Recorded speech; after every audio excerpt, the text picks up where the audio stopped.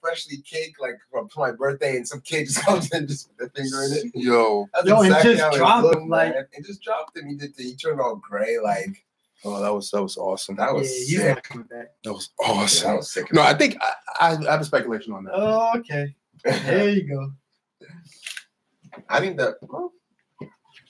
Corey, your speculation's been wrong lately. I don't know, man. What you mean? I speculated about Loki dying in the beginning. This is true. Well, everyone said that. There was not a review. I didn't Nobody see. said that. Everybody said that. Trust me. All right, the pros and listen, like I said, man, this is spoilers, so we're gonna go right into all of that. So let me kick things off right away.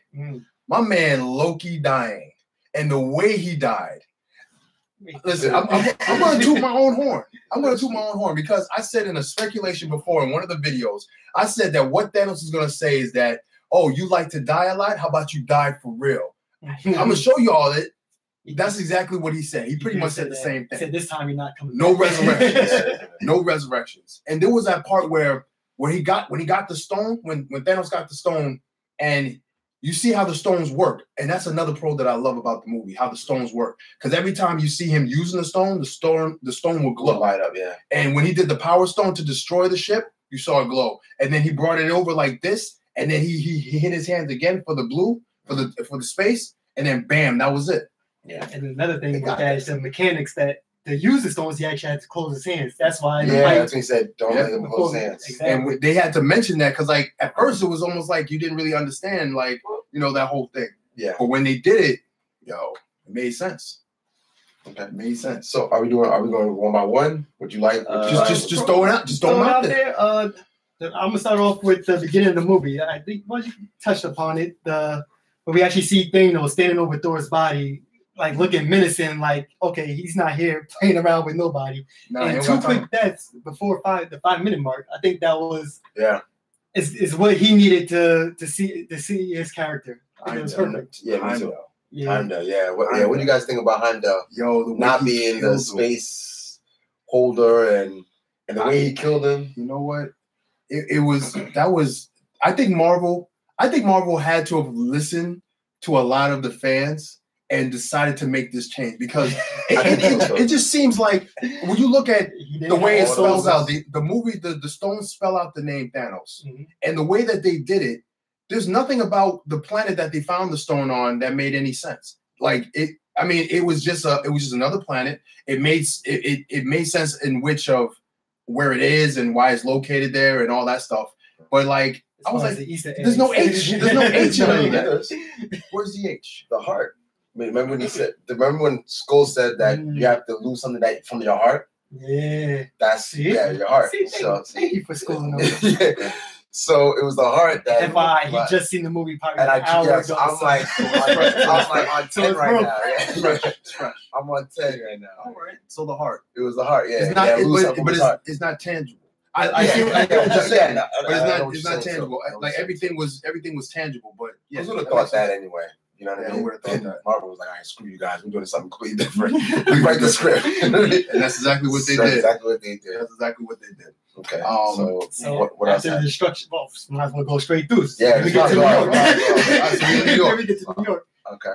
Actually, anything about Heimdall's power working? No. I think he said he used some type of dark magic. Yeah. When he said that, he said, "Oh, Father, give me dark magic one more time." And then that's what he said. So before we even get past that, let's talk about my man Thanos taking it to my man the Hulk. Beat the bricks. Yo, I was hurting.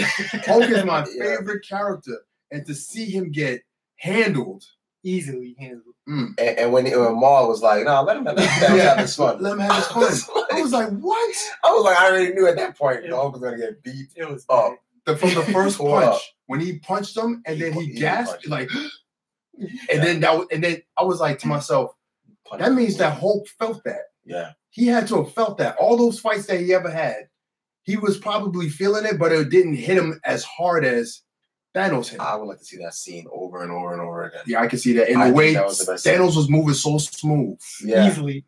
Man. Body shots. Yeah. With the knee. Once you hit him in the knee, it was over. So precise. When he picked him up and then he slammed him, and drilled him into the ground.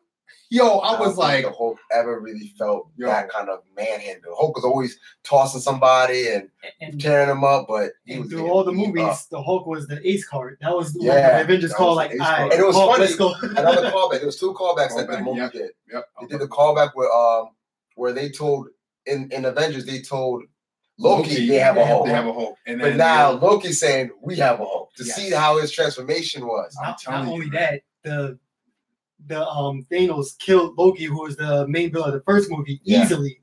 Like it was nothing. That was another callback. It's like the Avengers, what you guys faced the first time, is nothing compared to what I got. And another callback is when in Incredible Hulk is where when Abomination had the Hulk pinned up against the wall and the Hulk overpowered him, you saw Thanos overpower the Hulk now. I thought that was a great callback itself. That was an awesome callback. This movie is filled with callbacks. It is basically connecting all the loops, all the twists, all the turns that's been in these movies. And you're able to sit there. Like, if you're watching this movie for the first time and you haven't watched none of the MCU movies, they did a good job. They did a good job still putting it together. But I'm like, at this point, 10 years in, why are you even... Well, yeah, but still remind people and they rehash the whole Infinity Stones for all of us, for those who don't know what they are. So I thought that was genius, you know what I mean? Definitely. Now, my speculation, let's get right into it. My speculation for the Hulk, why the Hulk did not come back out for the rest of the movie. We're going to get into a section of that. But you sure you're going through it, so I'm wondering. We'll come back to it. We'll come back to it. We'll come back to it. I want to hear what you want to hear there. Let's jump to New York real quick. That's where Bruce Banner... Where he gets tossed out. He gets tossed out. He lands in the Sanctum. 77 Beaker Street, Dr. Strange home. He's just chilling, having a good time. Call Tony... I love that. Doctor Strange, the way he transformed into his Doctor Strange outfit, easily just nothing. To see him we saw how good he got, but to see he was just flawless, it was just beautiful. Doctor Strange is standing in this film. He did his thing. He was probably my top 3 characters. But if you look at the interaction between the two, I've been waiting for a long time to see Tony Stark and Doctor Strange go blow for blow with the wits. They did a great job trying to one up the other. I love how they kept them together. I thought they were going to say something that you said you would like to see in the movie. One thing I thought I would like to see is Doctor Strange say to himself, "Wow, this is how I used to really be like." You know what I mean? Because their characters are just pretty much the same. Pretty much the same. It's crazy too because both of them had a transformation of their character. So Doctor Strange didn't stay the same Doctor Strange he was when he got into his accident or before his accident. And Tony Stark is a totally different Tony Stark from them. But when the two of them were together, it's like they reverted back to their old selves. It's crazy. But they did a great job in doing that. Okay. And also in New York, we see the first 2 of the Black Order, I guess, in fight scenes. Maul, I'm not too sure the big guy. He didn't really say his name the whole time. He didn't say nothing. I really didn't care for him too much, but Maul, I did. Maul. Yeah, his power was crazy. His power was dope. He had Doctor Strange running for it. But the two of them have the same type of power. Yeah. So he was defeated. And he was impressed. Easily. Maul was impressed. He was impred. But he smashed him when he threw him on the wall. He was like, "Oh, so your magic is more for balloon animals." Oh yeah. I was like, "What?" Called him Stonekeeper. Yo, Stonekeeper. Yo, does this meat bag speak for you? I was like, "What?" Wow. Yo, he was very witty. The way he was getting at people.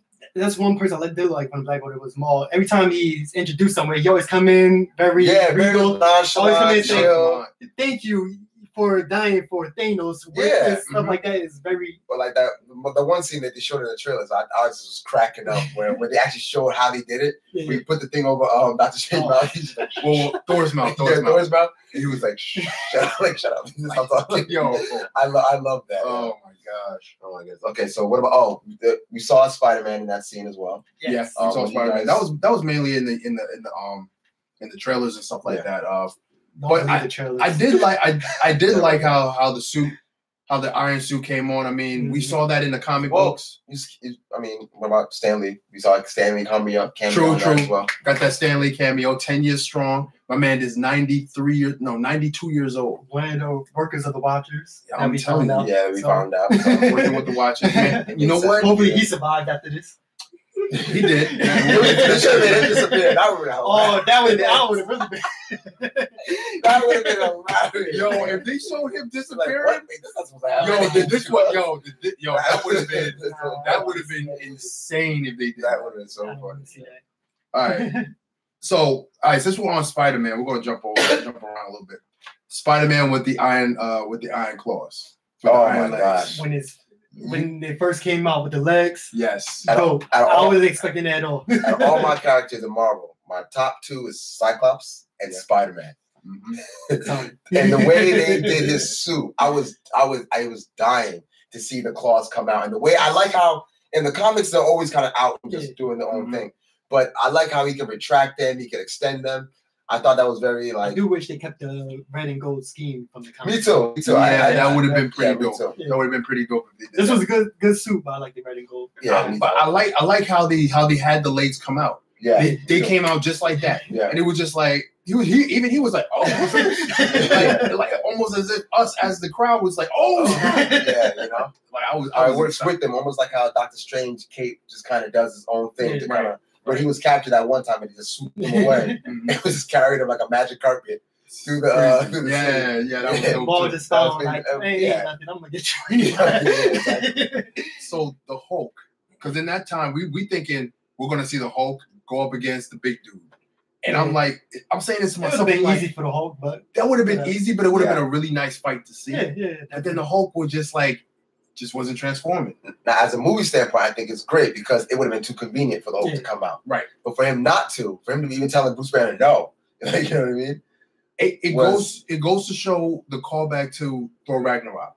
Because remember, Thor Ragnarok, Hulk was Hulk for 2 years. So while he was Hulk, he was learning, he was there. And then when he decided not to come out, it showed the inward struggle between the two characters, Bruce Banner and the Hulk.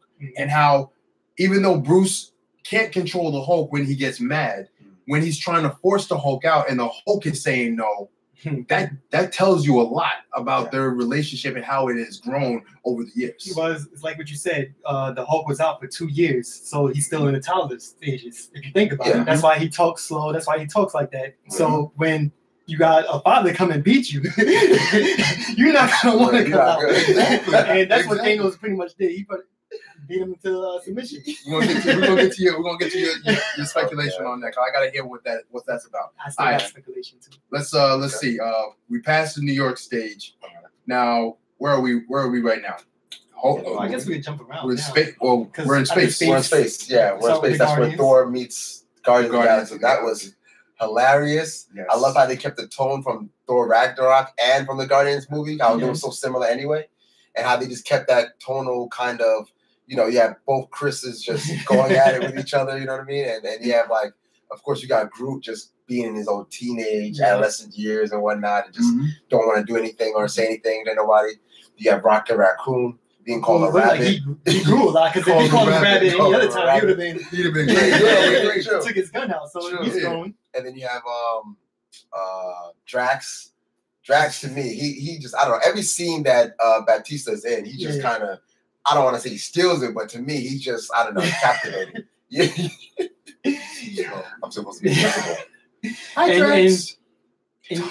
And you get it the way both of those characters, the Guardians and Thor, fit together is because, as you see, even with Thor, like he starts out serious in Thor 1, Thor 2, he starts getting, and Thor 3, he's pretty much hilarious. Now, the show, that's how they hide their pain, because in Thor 1, he lost some. Thor 2, he lost more. Then Thor 3, he lost pretty much everybody. True. And now he's a comic relief. I also think that was a director's kind of. I mean, come on, Thor is just out of place in this whole thing anyway. He needed a change anyway. Yeah, he needed to be more lighthearted, not be taken so serious. So, and I think they did go with that. To speak to that point, the conversation that he had with Rocket when he said when he was just going through.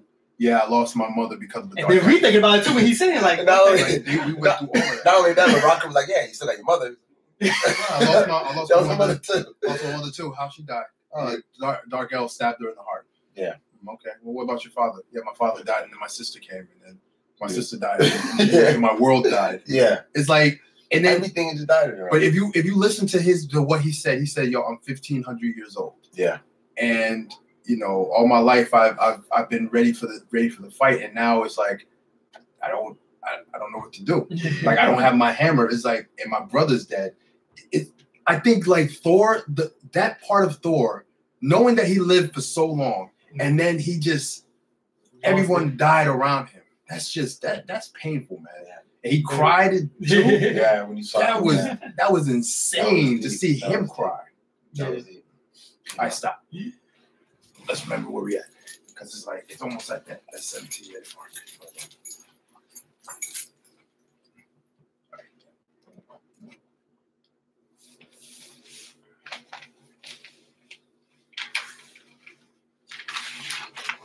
I don't know what it means. Let's take this here. All right. What I'm gonna do? I'm gonna